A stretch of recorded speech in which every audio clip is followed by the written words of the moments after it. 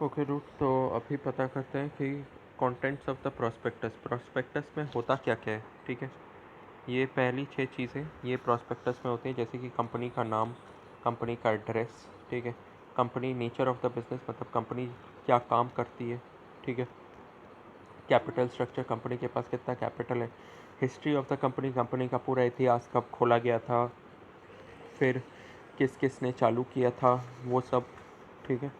और उसके बाद number 6 particulars about under writers, auditors, brokers.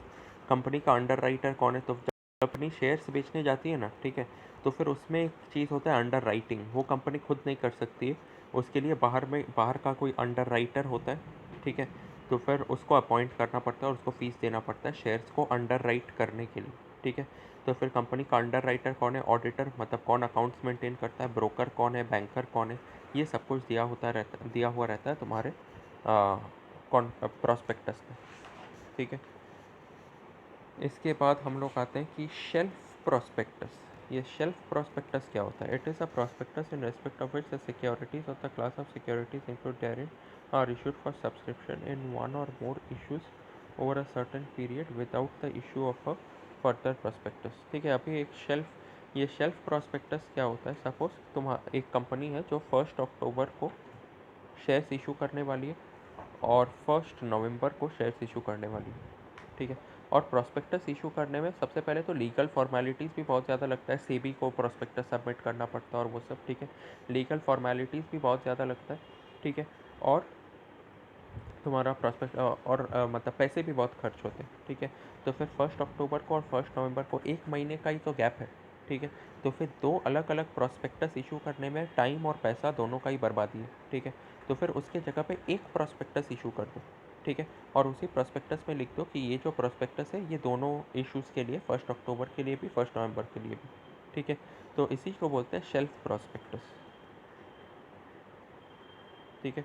और रेड हेरिंग प्रोस्पेक्टस क्या होता है, इसमें prospectus which does not contain complete particulars on the price और the quantum of securities included therein, it is issued by companies which raise capital through the book building process, ठीक है। अभी ये red herring process क्या होता है और ये बुक बिल्डिंग प्रोसेस क्या होता है, ये मैं तुमको बताता हूँ। कभी कभी कंपनी को खुद पता नहीं होता है कि हम अपना शेयर 10 रुपये में बेचें कि 12 रुपये में बेचें कि 15 रुपये में बेचें, ठीक है। कभी कभी कंपनी को खुद पता नहीं होता कि कितना रुपए में बेचना चाहिए हमें अपने शेयर्स को।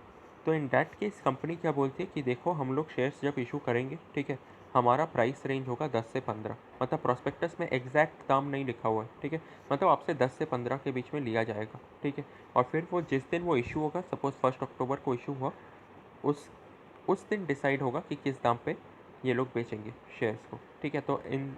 तो ऐसा प्रोस्पेक्टस, नॉर्मली प्रोस्पेक्टस में क्या शेयर्स का दाम लिखा हुआ रहता है कि हम लोग इतने ये शेयर्स बेच रहे हैं, उनका दाम इतना है।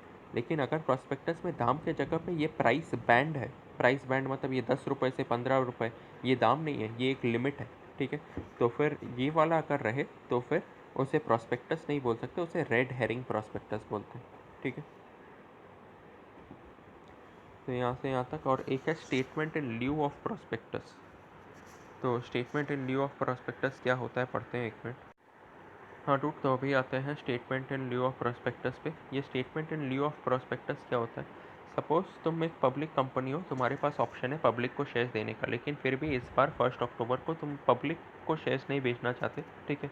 तुम अपने डायरेक्टर्स के बीच में शेयर्स बांट ले रहे हो, ठीक है, मतलब तुम डायरेक्टर्स को कुछ शेयर्स दे रहे हो, ठीक है, अपने मम्मी पापा को कुछ शेयर्स दे रहे हो, ठीक है। तो फिर इसे पब्लिक इशू नहीं बोल सकते, इसे प्राइवेट इशू बोलते हैं, ठीक है। और प्राइवेट इशू जब अपने ही लोगों के बीच में शेयर्स बांटने हैं, तो फिर ये प्रोस्पेक्टस का खर्चा ये सब अपने लोगों को तो पता है ना कि कंपनी कैसा है कैसा नहीं है, ठीक है। तो फिर उनको प्रोस्पेक्टस देने का ज़रूरत नहीं है, ठीक है। तो फिर तब तुम जो डॉक्यूमेंट इशू करते हो उसे बोलते हैं statement in lieu of prospectus, ठीक है। ये एटलीस्ट 3 दिन पहले तुम्हें निकाल देना चाहिए, ठीक है। In case the company must file with the register at least 3 days before the allotment. ये शेयर्स बांटने के 3 दिन पहले तुम्हें रजिस्ट्रार ऑफ कंपनीज के ऑफिस में ये statement in lieu of prospectus submit करना पड़ता है, ठीक है। और सारे डायरेक्टर्स का साइन होना चाहिए। It should be dated and should indicate when it was delivered to the registrar. उस पर डेट लिखा हुआ होना चाहिए और उस पर यह भी लिखा हुआ होना चाहिए कि तुमने किस दिन को statement in lieu of prospectus को रजिस्ट्रार के ऑफिस में सबमिट किया था। ठीक है, तो फिर ये भी होना चाहिए। इसी के साथ हमारा चैप्टर ख़त्म होता है। ठीक है, और ये जो मिनिमम सब्सक्रिप्शन इसके नीचे जो है, आई डोंट थिंक ये आ रहा है। ठीक है, ये था नहीं तुम्हारे सिलेबस में। ठीक है, और इन केस अगर हुआ तो फिर मेरे को मैसेज करना, मैं वीडियो बना दूँगा।